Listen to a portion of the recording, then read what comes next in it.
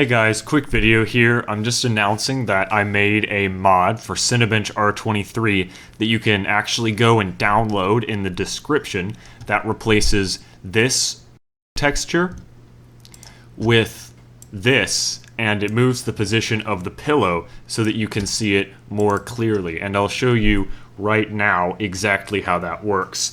Cinebench is actually really easy to exploit and make it render exactly what you want.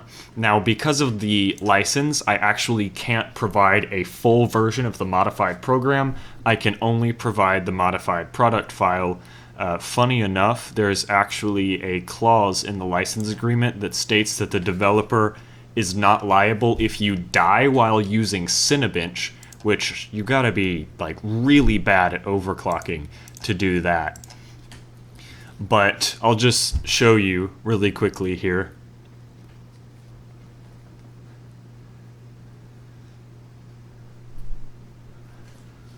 So I've moved the pillow to the corner of the couch so that the Linus face is more clearly on display. I haven't changed anything else about the scene. I just put our little lad over there, and while comparing the scores, it's almost the same as normal Cinebench, but I wouldn't cross-reference scores with this version and the normal version if I were you. We have 26729 on here and 2728. Actually, no, that is kind of a huge difference.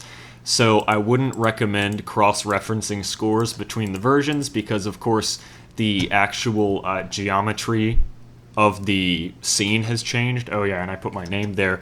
But that's it. I'll provide the download link in the description. It's a really easy installation. All you have to do is add a texture to the resources folder and replace the project file.